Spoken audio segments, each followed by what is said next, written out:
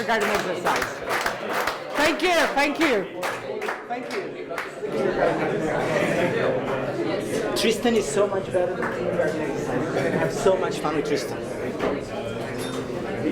Cool. Let's just see. I want to get a feel for you actually doing this. So, who did you talk to? We talked to Christian. Okay, who's Christian? Behind me. Oh, okay, cool. Okay. He introduced his company. He is teaching cars to pay for parking. For resale, vehicles are blocked. And his funny thing, he is today for trainings on Sunday. Okay, cool. Who did you talk to? Everyone. Everyone. We talked with Konstantinos. He is from the company Go Module. They are doing the bike software. Morning. Morning. Yeah, more energy, please. Morning. Yeah. That's what I want to hear. It's Sunday. I can tell you to begin with, I did not set up the workshop on Sunday. It was not my fault. He demanded it, he said earlier. Exactly. So if you want somebody to blame or throw stuff at, I introduced you to my friend Colin over there. He is wearing a pink jersey. So it's just, he's the one probably responsible for organizing this at such an amazing time. I was just talking with some of you. I think it's so much easier for us if we imagine being in Israel now, because in Israel they have weekend, Friday and Saturday. So Sunday is basically the first day in the office. So let's imagine we're in Tel Aviv, although the weather doesn't look like that. So it's going to be so much easier for us to work together. And tomorrow. Good. This is the agenda for what I planned for these 2 days. Just going to give you that from the beginning, just to have an idea. We're going to do sales funnel design and CRM today. It's going to be lunch break in between the two. Tomorrow we're going to do segmentation and complex sales value proposition design. It's going to be one session, and we're going to wrap everything up with a session on behavioral economics, which I can tell you is probably the most fun. So I saved it for last. About myself, before we actually start this workshop. I don't know, did they get mentor profiles or something like that before? They've been told who you are on LinkedIn and stuff like this, yeah. Okay, so I can quiz them. I can quiz them now. Who am I? Right? No, I'm gonna save you that. I worked for a lot of startups, but then I had my own company from 2006 up until 2012, I guess, and I've been involved with other startups later on. But I mainly focus now on corporate innovation and innovation in large organizations, including governments. I've spent most of last year working in Vietnam for the Finnish Ministry of Foreign Affairs. They have an official economic aid program, and part of that, we had to set up a startup accelerator. And what I mean by we is, together with my colleagues from San Francisco, Tristan is going to be one of them, flying in, I think in 2 weeks or 3 weeks. He's going to be the last coach basically here. So you're going to meet Tristan and probably Nick as well. Those are people that I worked with in Vietnam. And most recently, I've been working with various large organizations doing innovation management, bringing new products to market, and everything that has to do around innovation. I also volunteer my time for an organization called Lean Camp, which is dedicated to organizing unconferences. Are you familiar with the concept of unconference? It's basically a conference that has no structure, so you create a structure in the morning. And we are doing that worldwide. And that's my pro bono time, that's where it goes. And when I'm not flying, I live in Germany, just for you to know. But that's probably about 1 or 2 months per year, but that's where most of my belongings are. So that's the place that I call home. Not born in Germany, but I just happen to live there. As I said, most of my stuff is there, and now it's really difficult to go and grab it. And the rent is pretty cheap, so that's why I stay there. Most of you are in B2B, right? Sort of say, right? Who is not in B2B or who doesn't know what B2B is? Everybody is. Everybody is in B2B? It was one of the prerequisites for the course. Perfect. That's a really good question. You didn't tell me that when we talked about a month ago. They were like, yeah, there are people in B2C and whatever. Thank you for making me look stupid. These guys. Okay. So everybody. Okay, so this was just a fact check for me. Like, am I in the right room? Everybody's in B2B. Okay, good. How many of you have like sales experience? Not in terms of like traction, but like sales experience. Yeah, I know how to sell stuff. Yeah. Okay, so everybody knows. Why are you here this morning? Isn't there like anything better to do on seriously on Saturday morning? Sunday morning. We were expecting golden eggs from you. I didn't bring any. I flew 36 hours. They probably were lost in transit somewhere, or at least I didn't get any. But again, don't pity me. I came from Indonesia. I was on holiday until 2 days ago, so don't pity me for flying 36 hours. It's actually like first work I do in like 2 months. So yeah, we're gonna have fun. Sales funnel, and this session is gonna be part me talking and part you working. And we're gonna start with a part of me talking, and then everybody will try to work. The idea of these 2 days is that I'm not trying to give you advanced knowledge or advanced skills or whatever. I'm just trying to bring everybody at the same level, because most of the value that I'm going to deliver, and I'm just not talking about myself, but all the other speakers that are going to follow me, is going to be in the one-on-one sessions. That's where the actual things are going to happen, and that's where we're going to see progress. But these workshops are basically for us all to get to the same level of understanding or speak the same language. And they are pretty much intertwined, so the things that I'm going to have you do in the next couple of days, I would like you to keep it throughout the duration of the program, because I know for a fact that Tristan, being the last speaker, he's going to ask for some of these things that I'm going to cover with you in these next 2 days. So you're going to see how everything, starts playing out, but that's probably going to be at the end of the program. So, oh, now I understand why we did that in the first day. Okay, going back to the sales funnel. Every slide I have starts with a learning goal. I just want to make sure we're on the same page. So today's learning goal for this session on sales funnel is understand the importance of creating a sales funnel and be able to create a sales funnel for your own business. And this is basically also my efficacy measurement. I'm going to measure by efficacy in terms of delivering the workshop if you guys are creating your own sales funnel. Is it clear so far? If I'm not achieving my learning goal towards the end of the session, just let me know, hey, we haven't achieved that or we haven't done that. Because then I can just track back to that point and try to emphasize it better. Yeah, we're all good on the learning goal? You know what? Yeah, what's expected of us?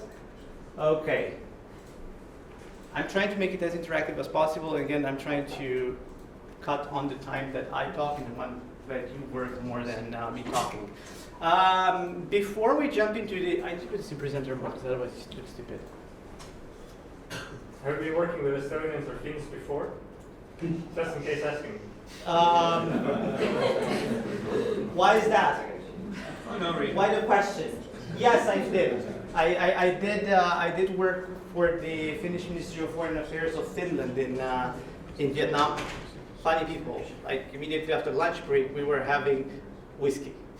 I didn't get that. I mean, training Estonians or Finns? Or Training, yes. I've done actually a workshop last year here in Estonia for Technopol. So then you know the culture and how it works. Yeah, basically you won't talk. I'm trying to, come on. I'm here every year now trying to see if the culture changed. Just please bear with me, or at least, lie to me, make it better. Yes. Question, are those slides will be shared in any way, or? Are the slides going to be shared in any way? I want to share them with you. Yes? Okay, good. So the slides are going to be shared.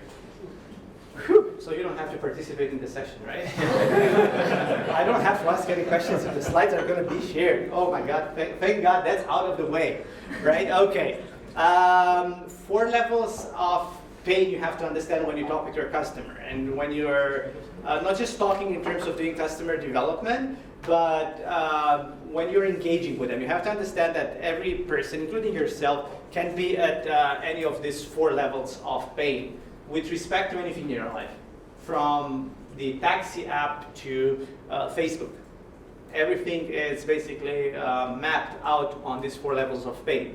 You might have 0 pain. Basically, you have no need for anything. There's so many things you don't have a need for. So many things that you don't know about, right? And you have no need for. You can have level 1 pain, which is basically a latent need. You're not aware of the problem. Yeah, you know you have a problem, but you're not necessarily aware of that. Level 2 pain, you have an active need at meeting the problem, but yeah, you don't know the solution. So basically you're in search mode. Oh, I have this problem that I'm trying to solve, and I'm just looking for a solution. I'm Googling for a solution. Or you can have level 3 need, which is basically a vision for a solution. You already know what you're expecting to get as a solution. Who do you think is the best customer? 3. 3? 2 or 3? Let's do that voting. Who's for level 0? Nobody. Okay, good. Level 1. Yeah, good. Level 2. Yeah, and level 3. Good. There's no right answer in general. In everything we do is not the right answer.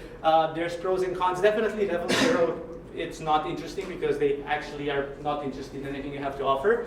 Level 1, you need to do a lot of marketing for those people. You need to educate them to understand for them to understand their problem and try to think of it as a real problem, not just something like, oh, because I have gray hair, right? But you're not going to be able to sell me dye for my hair. I'm aware of the problem, but I'm not doing anything about it.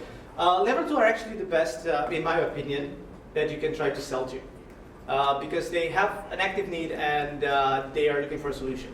Problem with level 3 is that they only have a vision for a solution, and if your product or if your service does not necessarily map 100% to their vision, you might have a problem. You might have a problem as an entrepreneur. You'll be like, yeah, but you don't have this feature, and I would have loved this feature so much. And then you end up developing that feature, and they don't need it, and they don't use it, and then you spend a lot of development time on that, and so on and so forth. Right? So you have to understand this part thing. The next thing, when you're doing sales, you need to understand what's the difference between a feature, an advantage, and a benefit. And basically, these are some examples. Feature: this coffee cup has a handle. Like that's totally a feature of the coffee cup. Advantage: when you're trying to sell the coffee cup, you need to say something. This coffee cup has a handle, and that will enable you to drink your coffee without burning your fingers. Again, this is how do you package what your company is doing in terms of sales. Definitely, how do you package your sales communication? So it doesn't sound like you just have features, but it sounds like you're actually adding value to the user. Do you guys see from here? I'm trying to position. I don't want to stay like this because I'm blocking in everybody's view, plus I have that in my face. I don't like that. And then I cannot be there because this guy told me not to be there. So this is basically the only, or I can be further if you guys exactly. But then I feel like I'm neglecting them. It's okay. The level of empathy in this room is so high. So what we're going to do at the break, we're going to switch people, right? You guys are moving over there, and you guys are coming over here.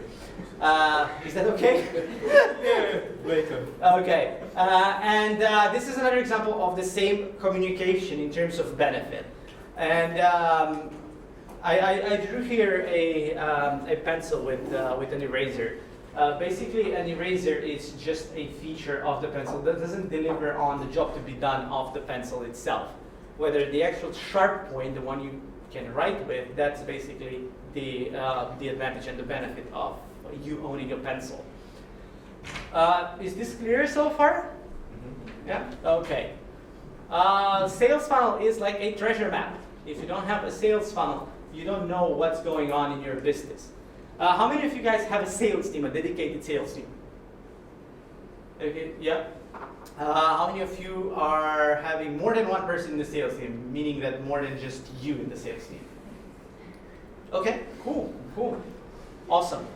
So I think this will be relevant for both you and those people. This is basically the way a sales funnel looks like. You have various stages. We have suspect, lead, prospect, customer, consumer, and reference. They are not necessarily in this order, This is a generic order. There are so many business models. Again, the order is mainly dictated by the business model that you're running. And just to give you an example, think about a restaurant, right? Think about a restaurant. You are basically a customer at the end of your journey, because you pay after you have consumed the food. And probably you are going to reference after you have consumed the food, and then you pay. There are business models in which this is before that. Think about Amazon. In Amazon, you're a customer, then you consume what you have ordered from Amazon, and then you reference that product. There's so many variations of this. Again, it's up to you to see which stage comes before which, and so on and so forth, based specifically on your business model. This is basically what I would like you guys to do after I finish talking, is create a sales funnel for your business. Things you need to consider. So funnel stages. Questions? Yeah? Yeah, I have a question. The words sales funnel and sales pipeline, do you see them as synonyms, or? Yeah, I see them as synonym. Yeah. Yeah, probably the pipeline is going to be more towards what we're going to do in the afternoon, where you actually have to create a digital version of this. And digital version doesn't mean just putting this into an Excel, means actually creating a CRM system and start playing with that. How many of you here are running a CRM or a sales pipeline software? Why are you here? Like, honestly, like today? Like, We thought it's advanced course. oh, that's what they said. Yes. We said we've got world best here. We should. Awesome. Now I'm trying to think, what do we do in the afternoon? I'm going to have you do the exact same thing again. Yeah, no, awesome. It's really great that you're having that. Probably in the afternoon, then, since for the people that already have it, we're just going to work on optimizing it. For people that don't have it, you just have to create it. I was not aware that you guys already are running CRMs and all that stuff. Anyways, what I would like you to focus on now is the following columns in this sales funnel. At every sales stage of the journey, you need to understand what is the buyer's action. What does he do, right? Is he looking for something? Is he downloading a brochure? What is he doing? Is he trying to pay you, right, for the customer side? Is he trying to use your product for the consumer side? That is your task. What do you need to do in order to enable them to perform that action, or to have a successful experience performing that action that I just said? So this is basically business task. The second one is desired response. What is your desired outcome of that action? So okay, they consumed it. What do you want them to do? You want them to reference it? You want to use it again? Whatever. Then you have a metric, is how do you measure each stage? How do you measure the interaction between your business and each stage of the funnel?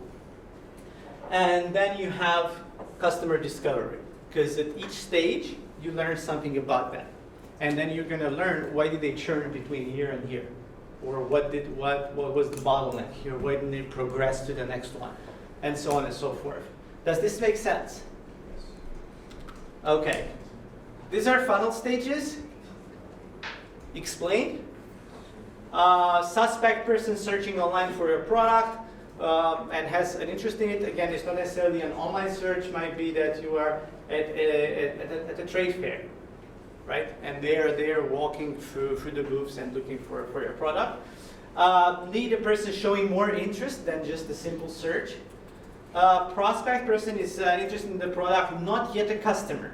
He probably downloaded a demo version of your product, or he signed up for a trial, or you're meeting them and giving them a demo of what your solution can look like. Then they are a customer. They trust you. Person making the purchase of the product, so they actually are committed to your product. But again, they are not consumers. They are not consuming yet your product. And a lot of startups might have problems here in the consumer phase. You might be really, really happy because you have so many downloads or so many people bought your product.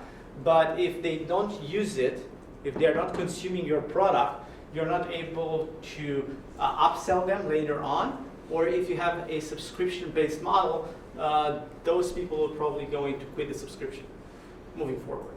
So this is basically an important stage. We're talking here about the retention in the AA, RRR funnel. And then they are referencing your product, and that means they're satisfied.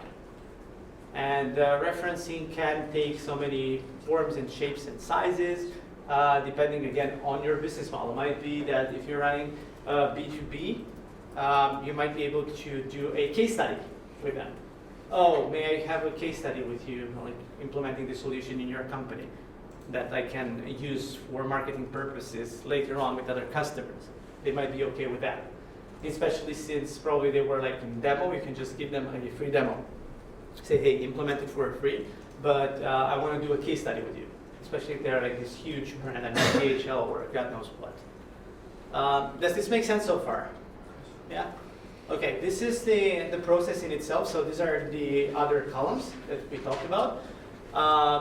Buyer's process, assumption about how the customer proceeds. Like, we've covered mostly all of this. Again, this is boring theory. And I'm going to give you an example now. And I'm going to give you an example, and I'm going to use this flip chart. There was a flip chart here. Oh yeah, the flip chart is still there.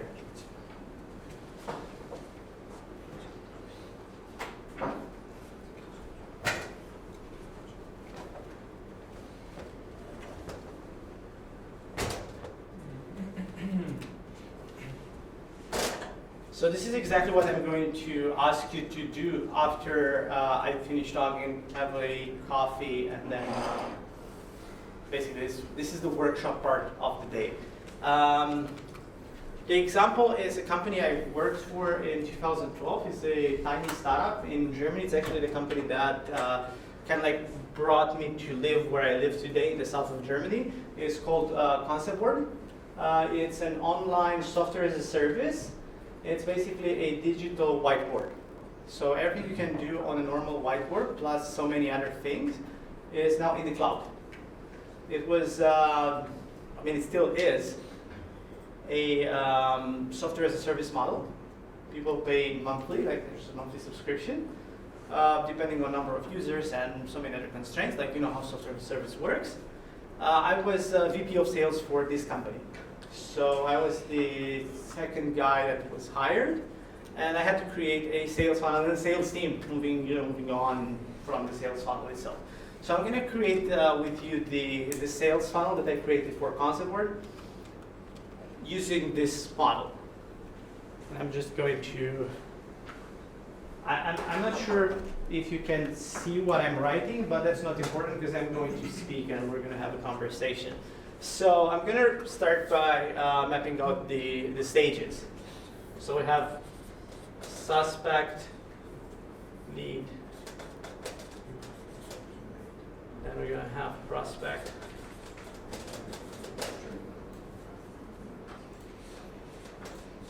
customer, consumer, and then reference. The most important aspect when you start working and developing your own sales funnels is to clearly identify what does each step of the funnel mean, what does each stage of the funnel mean for you. What is a suspect? What is a prospect? What is a customer? What is a consumer? Because starting from that and looking at your metric and looking at your business actions, you can identify possible or potential bottlenecks in your operation.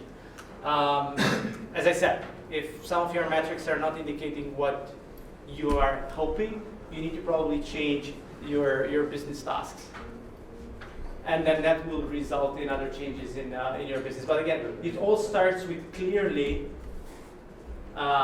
defining what each stage means. Again, these are not stages set in stone. You can name them whatever you want. You can have more stages than this. You can have less stages than this. It's up to you. This is just basically a one size, but it's not a one size fits all. This is basically like a generic version of a sales funnel. For us in Concept Board, the suspect stage was basically people that are looking online for a solution to solve their online collaboration needs. So these were basically just Google searchers. This is the way we defined the suspect. The leads, the way we looked at the leads were the people that were on our landing page. The people that just landed on the website on conceptboard.com. Those were considered for us leads. Prospects were the people that signed up for the free account. It was a freemium business model. People that sign up for a free account to give it a go for 30 days were considered prospects from our side. Customer is basically the people that were actually making a purchase. And consumer were people that keep using the product for more than 3 times. In the case of Concept Board specifically, we saw most of the time, and especially in software as a service with a freemium business model, you're probably going to see consumption happening before they pay. Before they are a customer, they are consumers. And then later on, they can become a reference. And again, reference for us meant a lot of things, meant case studies in case we were doing big B2B sales. But in terms of business to consumer side, reference for us meant they are tweeting about us, or they are asking questions or solving some other user's issue in our Zendesk software. Yeah? I have a question. Why is consumer relevant here? Because your startup is probably going to fail because there's no consumption. Okay, so like we sign up a customer and they won't consume or stop consuming. Is that the thing? It's super relevant. You have to understand why did they sign up and did not consume, because that's basically product development right there. That's basically where you're going to get all your product improvement insight. And if you're doing B2B but serious B2B, so Concept Board was not necessarily serious B2B, but if you're doing B2B and let's say your customer is like, I don't know, let's just put it, the top 5 consultancy companies in the world. You're doing an accounting software and your customers can only be major consultancy companies. There's 10 of them in the world. So if you're able to sell to one or have a demo with one and they're not using, your chances of being able to make another sale for one of the other customers in that market is really slim. And you have to understand what is going on there. Why are they not using my software? Okay, so if it gets more complicated, like we have one customer who has signed up for 3 units and is using only 1, then how do we define it in the sales funnel? You have to understand what is the problem. They are paying for 3 and using only 1. Yeah, that's a huge problem, because next year when your contract needs to be renewed, they're probably going to use it. They're probably going to look at the data. Yeah, this is the sales funnel, right? Yeah, that's exactly right. So you have to understand in the sales funnel why haven't they used it? Because next year you have to readdress the customer. Probably next year the customer will not start here. That account will not start here. Probably it will start somewhere around here because they're already customer, or right? But you want to make a resale to them. So is this what you want to say, is that as long as they don't use 100% what they are paying for, they cannot get out of the sales funnel? Pretty much so. If you want to think of it in that way, I'm thinking of it more in trying to understand problems, not in terms of like this is a funnel that they all need to go through really, really fast, and it's a question of how many you get through in terms of numbers.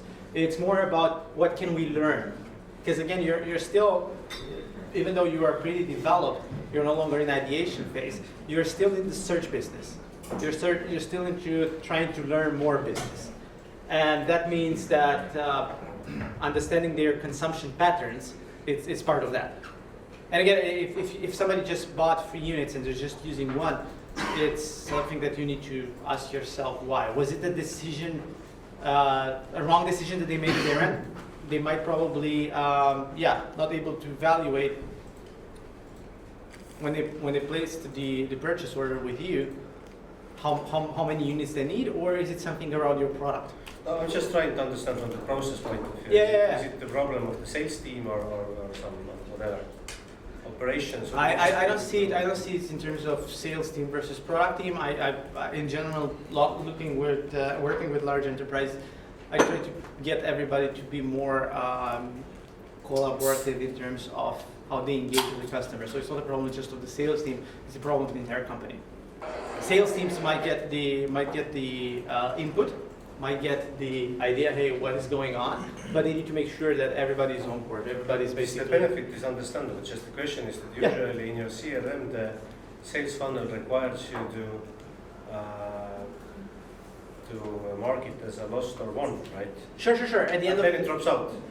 Yeah. In terms of the CRM, yes. In terms of the CRM, yes. But we're not doing the CRM part just now. Now we're just looking conceptually at the sales funnel. We're looking at the very broad concept of the sales funnel, and this is basically the consumer side is the most important there, in my personal opinion, in working with a lot of companies. It really depends on your business model. You might just not be interested in consumption whatsoever. You're just interested in units sold. The consumer phase is more like account management. Sorry? The consumer phase might be, yeah, if you want to think of that. Management. Yeah, if you want to think of that in terms of large enterprise, yeah, they might, in a large enterprise, might fall under account management, the consumption part. So then we just move it after customer, we say, okay, one lost, and then we move it to Sure. the consumer reference funnel. Definitely. If you want to think of that way, yeah. Again, I cannot stay here on stage and say yes or no to your question, because some people might just consider that as the way to be. But again, it really depends on your business model. It really depends on your business model. If you're doing, as I said, software as a service was an example where consumption is really important. But if you're basically selling pens, you're not necessarily interested in consumption. You're just interested in the numbers of items sold, and if they come back to buy more next year or next month, right? So you're basically just looking at this side, not even reference. You're actually not interested in that. Again, it really depends on your business model. That's what you need to understand. And the sales funnel needs to map out on your business funnel, on your business model, and on your needs of your company. I'm not sure I totally addressed this question, but I think we need to I've take got it. my answer, thanks. Yeah. Okay. Because otherwise, we just need to take it completely offline, and we're going to discuss it one-on-one. Right. Okay. So going back to the example, I just told you how I defined the stages, right, of the sales funnel. And I'm going to move now into actually developing this.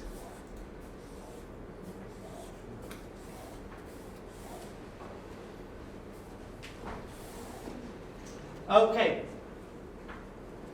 Suspect, the buyer action for the suspect for us was a Google search. That was the buyer action. So it was a search.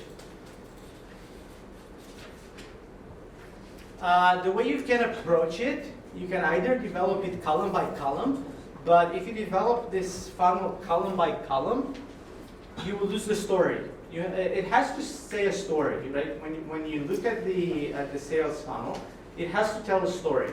And the story is, hey, a guy just searched, and then he did that, and then afterwards he did that, and so on and so forth. So the way I'm going to develop it is I'm going to develop it going horizontally.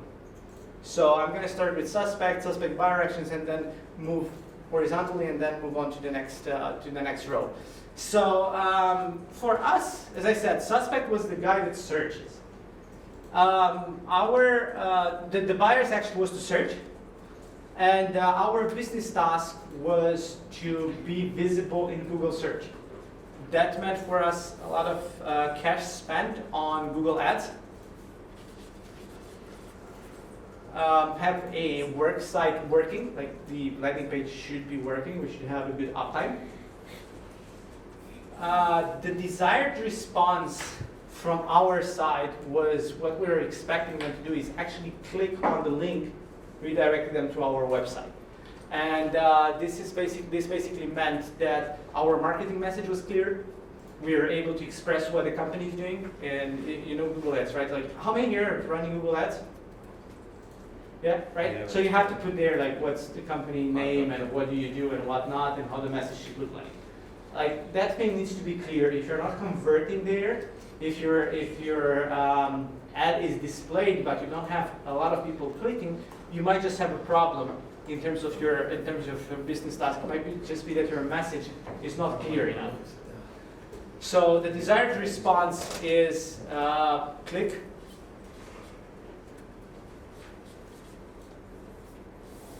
And here we were analyzing, in terms of metrics, we were analyzing how many times the ad was displayed, how many people clicked, and so on and so forth. And we were analyzing this metric for various channels. Let's say, for example, we were running a banner campaign in a website or in a forum. We were tracking that individually and separately from the normal Google ads, because we don't want to mix, I don't know, peaches with apples. They are not the same fruit. They are both fruits, but they're not the same, right? So we were tracking this individually. And customer discovery, we were learning a lot about our marketing message. We were learning a lot about user behavior based on channeling. Let's say, for example, the people in forums clicked more on our ads than Google ads.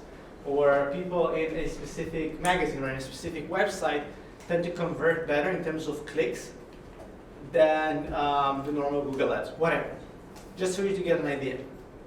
So metric was here, clicks per display, it was a ratio. Flip over display, and those are a lot of things here. I'm not going to mention everything. Anyways, after that person clicked on the ad, they were on our website. So the suspect now is a lead, so he's on our website. The buyer's action is to be on the website and browse. Sorry. Probably played a video. We had a header. Our header was a video where we were explaining what the solution is doing and whatnot. That might have been one of the actions that we would have liked them to see do. They're on the website. Oh yeah, first thing, click a video. By a business task for us was to have a running website, to have a video working, to have a website that works on all browsers and on all operating systems and all machines. That was basically our task. So it was, again, kind of like uptime.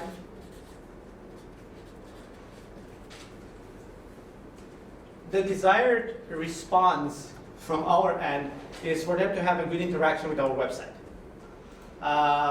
Good interaction with our website meant, as I said, watching the video, eventually scrolling all the way down to the plans or clicking on the plan button and whatnot. So let's just see, click on plan.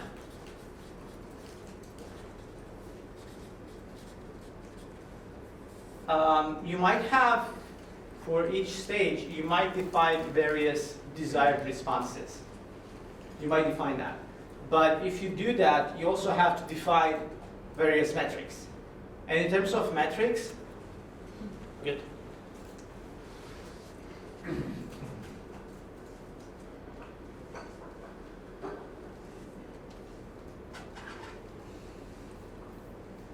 In terms of metrics, try use ratios.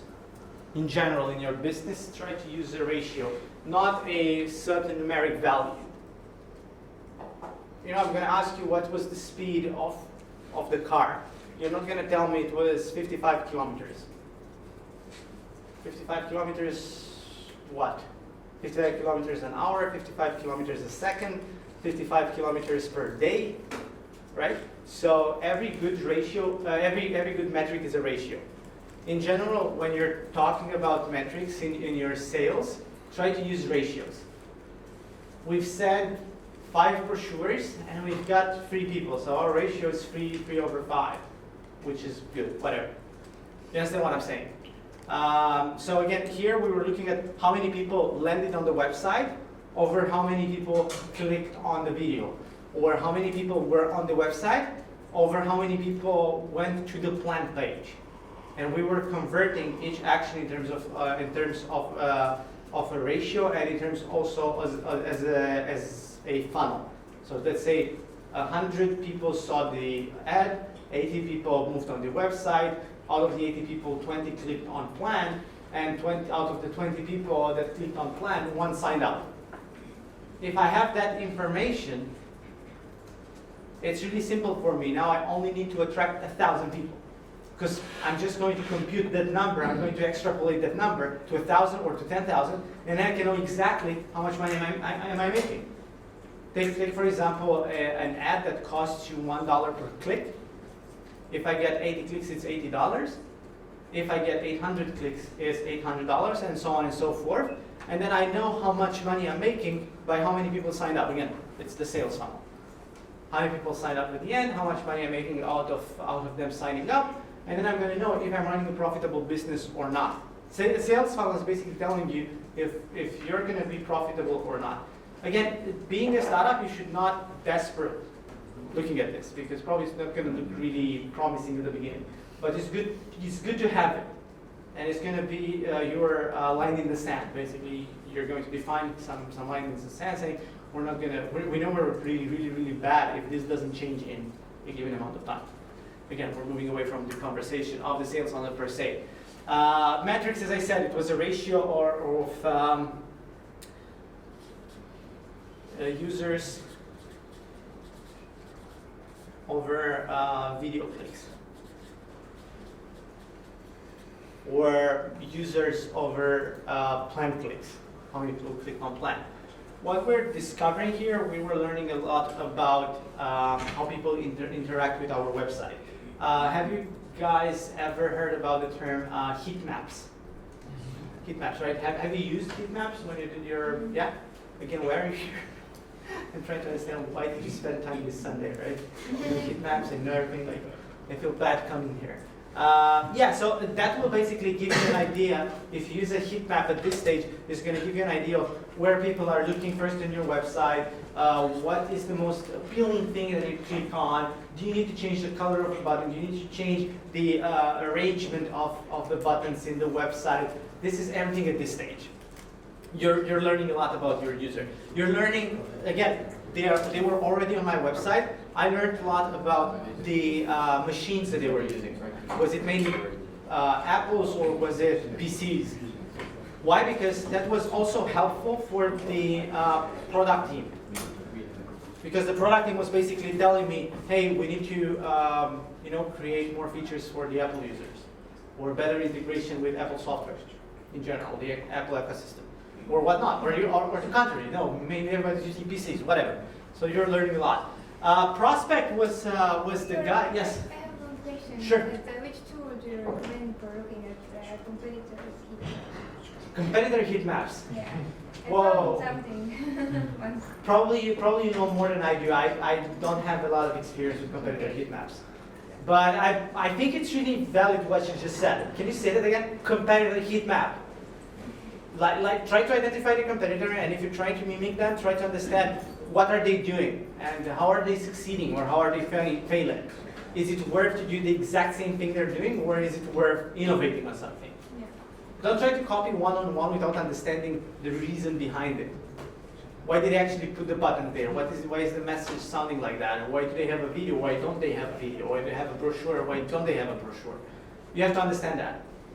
But yeah, no, that's a good point.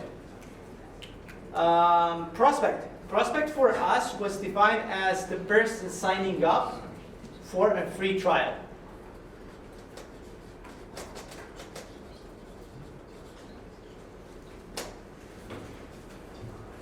Our task was to have a free account, to be able to have a free account to make the sign-up process as hassle-free as possible.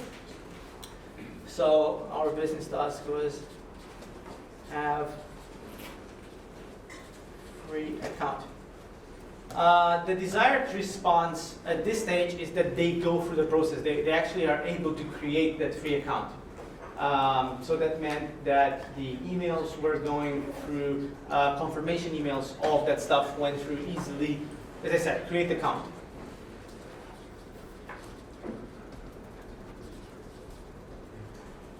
Metric was, again, in terms of sales, was a conversion rate. How many people landed on our website over how many people converted to creating a free account.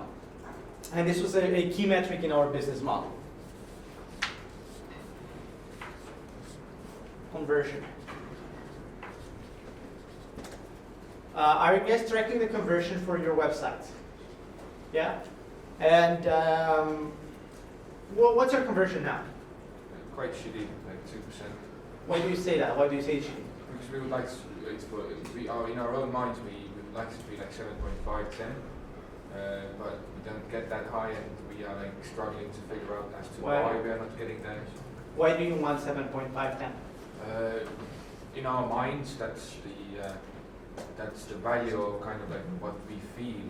So that's basically your first mistake. It's in your mind. Why? It might just be that the industry standard. It could be. And it again, could be that we are off in that sense that our expectation is too yeah, high. exactly. We are thinking 7.5, but the market average is no more than 1.5. Exactly. Could be. So try when you're computing your conversion rates for your website, try to look at industry standard. Try to look at your nearby competitors. What are they converting? I'm not saying that you should be mediocre in terms of like, oh yeah, my direct competitor is converting the same way. There's no point in me becoming better at this. But in general, try to look at industry standards. Why? Because otherwise you will spend a lot of time and you're going to be really disappointed because it's not what you imagine it to be. But what is the industry standard? How do you research that? Yeah, exactly. But it's tricky to say what it is. So that's, definitely, that's there are some general industry standards for various businesses. I know that, for example, for software as a service, conversion rate of 13 is really good. It's really high, yeah? It's really, really good. Like, not even probably a Dropbox type of business are getting 13% conversion rate. So it was no point for me, VP of sales for a tiny startup, to figure out a conversion rate of 13%. It's not like I was complacent towards change. Like I didn't want to change or make my conversion rate better, but I knew the limitations. So I was like, yeah, okay, so if we're converting like 5, it's good. Or 3, it's good. And it's really important to understand what is the industry. Otherwise, you spend a lot of time. And actually, some friends of mine in San Francisco made a. They basically created this challenge of increasing their conversion rate, and they analyzed that no matter what path you take, in order to increase the conversion rate, you have to show titties, or you have to show pictures of cats. No, but that's not. They made several experiments with several websites, trying to improve the conversion rate, and they all ended up in the same direction. It was either porn or it was cats. I'm sorry to disappoint you. And again, I'm not suggesting that you should take either of these alternatives. You should not have, a huge banner of titties and then like, yeah, please buy our CRM system. Or but in which audience did they do that? Because I don't think it's applicable to every country of the world. Definitely, no. They did it in, it was US based, it was San Francisco. And as I said, it was for them more of an exercise of conversion. They wanted to see how high can they get it and what are the actions that they need to perform to get that conversion rate really high. And they realized basically the only 2 outcomes for having a really good, and still with titties and kitties, they only got the conversion rate around 70%, 70. So they were still like, right, 30%, one in 3 people will still churn it. And that's the highest they went. So not even that alternative is really good. But again, you have to understand that. Yeah? my logic in the sense that if you consider the companies in the room, each of those companies is quite specialized in something. Yeah. So I'm thinking in my mind at least this 5 to 7.5% conversion rate sounds quite logical, because it's not like I was blogging or searching for beer and then I landed on my site and hey, let's do a sign up. If I'm there already, then it means that this is the one that I was actually looking for. Because the keywords here that are being used and stuff, it's not that I'm going around it, That's exactly, that's another point I want to make up. Thank you for bringing this up. Your conversion rate is going to tell you if your marketing message is accurate. Because if you have a really, really low conversion rate, it might just be that your marketing message is just shit. Why? Because you promised everything, and actually when people end up on your website, it's completely different. You're promised them a CRM system, and at the end of the day, you are basically, I don't know, cloud storage, right? And people will be disappointed. So you have to understand that you're creating some expectations on the user side in your marketing message, and then if they don't convert, it's basically them not meeting their expectations. Is it? Are we good? Because I'm hearing a lot of chatter in the room. Please bring up the questions to the audience, because addressing them publicly is going to be so much better for everybody. We're going to improve our learning process. Do you still have questions? Conversion rate? No? Come on, at least I can get the yes or a no. No, no. No, okay, good. Thank you. Thank you for audience participation. Okay, so as I said, this was our metric, and here we were discovering a lot. Like I just told you what we were discovering in terms of customer discovery stage for prospect. How are they understanding their marketing message? Are there issues signing up? All of that stuff. It was basically relevant here. On customer side, we were looking. Buyer action was they are already signing up. We wanted to see what plan are they going for. Or when in the journey are they signing up for a paid plan? They sign up as they see the website, or they sign up after the trial was over, right? And probably in our case, we were mainly looking at consumption. So we kind of like skipped the customer stage for the moment, and we're looking at consumption. And the consumption, we said we have an engaged user if a user creates free boards. We were doing boards, and you can create a board per topic. Basically, I want to have a conversation with you about my website, we create a board. If I want to have a conversation with them about my brochure, I create another board. So we're looking in terms of consumption. We said buyer's action was create free boards.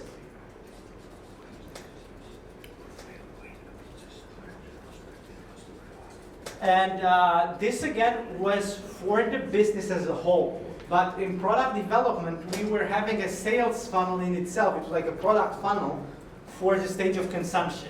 Okay, when are they creating the first board? What is the first action that they do? We want them to perform this action first. Can we help them in creating this first board by playing an intro video?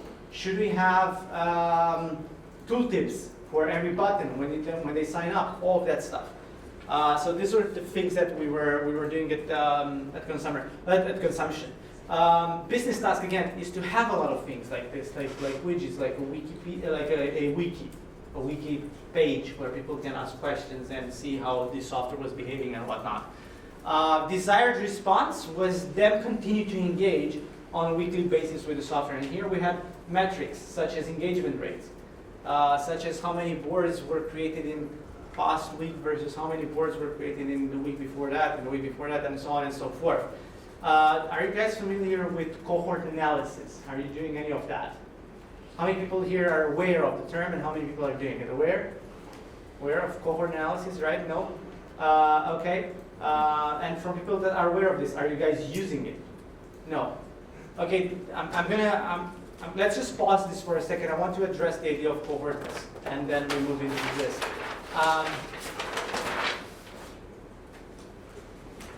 How do you track your business progress at the moment? Can you be more specific? How do you track? Like, do you add customers from last week on terms like? Let's say you have 100 users, right? If next week you have 100 more, how many users you have? 200. Yeah, if right. If the first 100 are still there. How do you know if they're still there? If they came on this week as well. And that's cohorts. So we just explain what cohorts are.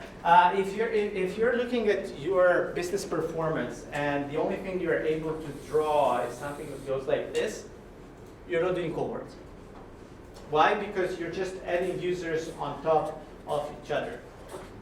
And no matter how shitty your business is, the curve is going to look exactly like this. Even if you're just convincing one user per day, you're still going to have 1 user, 2 users, 3, 4, 5, right? And this will go up. With cohorts, on the other hand, you're treating users individually based on various things, either the channel that they came through, or you're going to track them individually based on calendar week. I used to do it with calendar weeks. Why? Because it's so much easier. But you can do it with channels. So I'm going to give you an example. CV5 versus CV6 and CV7.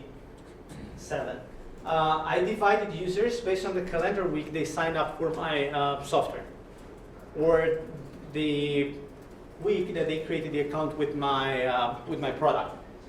And then I'm analyzing user behavior independently from one another. So I'm not necessarily adding people in calendar week 5 to people in calendar week 6, but I'm analyzing the user behavior individually over time. And I was analyzing user behavior over a period of 8 weeks.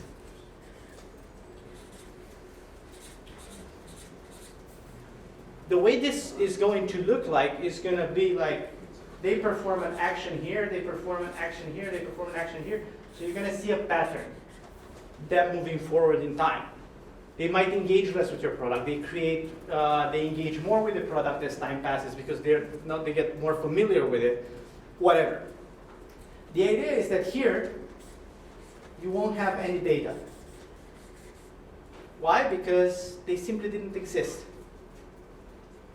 Like, yeah, you can no. Let's just start. No, sorry. You're gonna have data here. You're gonna have data here. You're gonna have data here. But always the pattern is gonna look like this. Why? Because by the time these guys are in week 8, these guys are only in week 7, because they created the account 1 week later, right? So you're gonna have data here, and data here, and data here, and data here. So again, you see the, yeah, right? Does this make sense? Or am I overly simplifying?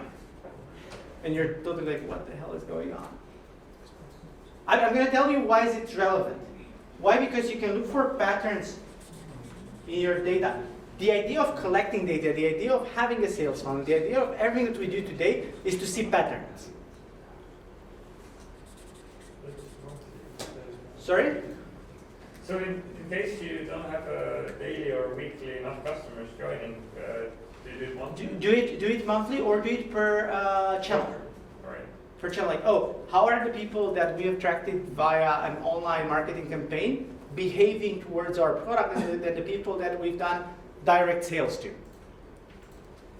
Right? You have to look for patterns on the horizontal axis, like what do they do in time, but you also have to look for patterns on the vertical axis.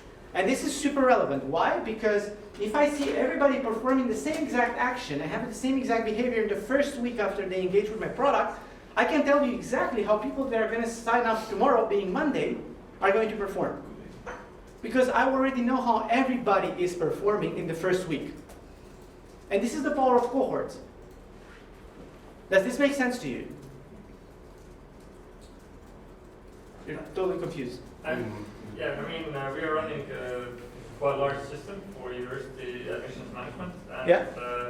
I'm just trying to imagine what you mean by, or how you would look like at what the users are doing in the system. Are we talking about what they are doing in the system then? Or? That too, yeah. Before sales. It's either before sales or during the usage process. I think this is basically the thing that we should probably work on during the one-on-one sessions. Because it's totally impossible for me to address 20 cases that we have here in the room today. It's just totally impossible.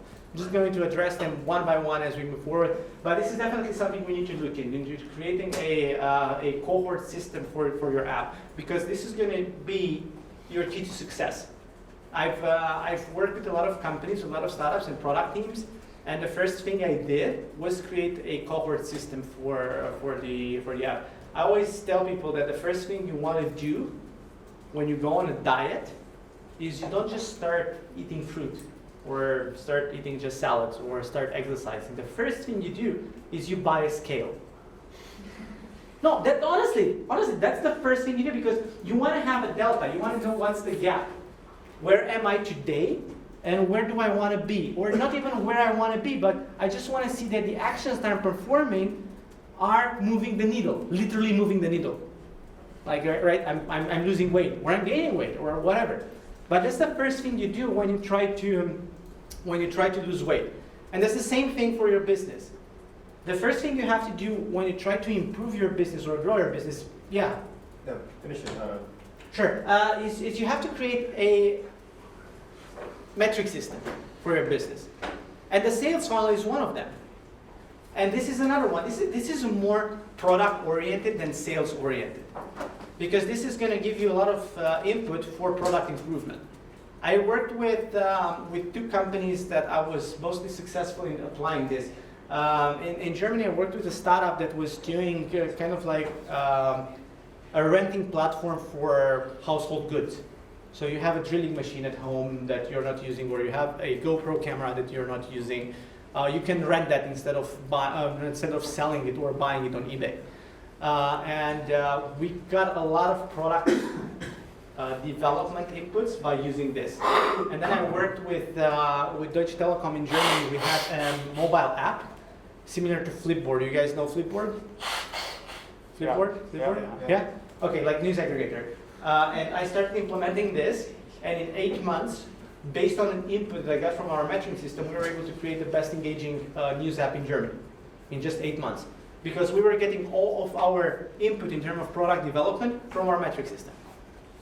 Last year I did a workshop here in Technopol, and I presented the sales funnel that I had there and like all the ideas that we got just by using, like, you can just stop thinking about what the next feature will be, just look at how users behave, and then it's going to be all relevant. Yeah, question? Yeah, I had a question about for companies in like an earlier stage or beginning the whole sales journey. Is there a point that you should begin cohort analysis, or should you do it immediately? Using your analogy of the fat person trying to lose weight, like, should they not begin cohort analysis until they've tried like diet and exercise and everything? Or should they immediately start looking at like, what should I, you know what I mean? Yeah, I understand. I'm a big fan of data. I love data. So what I would suggest is use it day one, but don't have high expectations day one. Like day one, probably your conversion is going to be negative, or whatever. Or your churn rate. Your churn is probably going to be like 80% churn. But still, you need to be aware of that, right? Okay. So if you receive a response that perhaps limited bandwidth or effort shouldn't be wasted on doing cohort analysis because you haven't reached the critical mass. Oh yeah, definitely. If it's a matter of opportunity cost in terms of product development, probably you should spend that time doing something else. Okay. Engaging more with try to understand the user more, or try to develop more features, get more traction, get more people in the funnel. Again, with data, at one point it's about exactly what you just said, critical mass. Like, what's your sample size? If you have just 100 users, sure, is cohort analysis really relevant? Not really. If you have 100 users per hour, now that becomes interesting, right? But in terms of sales funnel, you have to do it from the beginning. Because as I said, if you're in B2B, it's a limited number of customers you can sell to. Be it here in Estonia, or be it in Europe, be it worldwide, it's still kind of limited. It's not like 7 billion people that you can sell to. It's a certain finite number, which is probably less than 1 million. And again, you're a startup, so you're just probably focusing locally, or try to expand to nearby countries or nearby geographies. Again, is it clear from like consumption part, like this block here? And again, we were doing the same thing moving forward with customer and reference. How many people were referencing? Is the idea of the sales funnel clear to you guys? Yeah. In the cohort analysis, we can track a pattern and see. Everybody's now stuck in the cohort analysis. I should have done cohort analysis over this. It would be so much more fun. Well, actually, I have done it in the past, but for scientific purposes. I'm asking specifically for that. You can track the pattern of an individual and see the behavior, but can you do it holistically? Because as you said, we may have different weeks, different customers. Can we have a pattern holistically, or should we take each case separately and observe the way that each customer behaves? I was doing pretty holistic. I was looking at general patterns for the week. Okay. So I was not doing like individual, how do they perform? I was looking like, how do the users in this week compare with the users in the next week, considering the fact that, for example, we had no update. Because if we had an update in the app, that meant they were seeing a different app. Which again was a really good indication for us to see if the update is better than the previous version. If the people were engaging differently after the update than the people before the update, obviously we changed something in the app for good or for worse. But we were looking at, again, like the number of users for that week. We're not looking individually each user how is performing. We're looking like, the bucket of users for that calendar week. In this case, we need to have a big sample in order to have reliable data. I think a sample bigger than 10 was going to be good enough. Yeah, bigger than 10. If you have more than 10 users signing up, it's good enough for you to compare the 10 users from last week to the 10 users of this week. Bigger than 10 daily, or? No, bigger than weekly. Okay. Like as I said, the bucket for me is called calendar week, and if I have more than 10 people in that bucket, I'm happy to compare this bucket to the other bucket. You can actually compare it on like one-on-one basis, but then probably you have a lot of variations because like we're talking about individuals and so on and so forth. The more people you have, as you know from research, the better the data is going to be. Like the more accurate it's going to be. Like you can spot actual patterns. Does this make sense so far?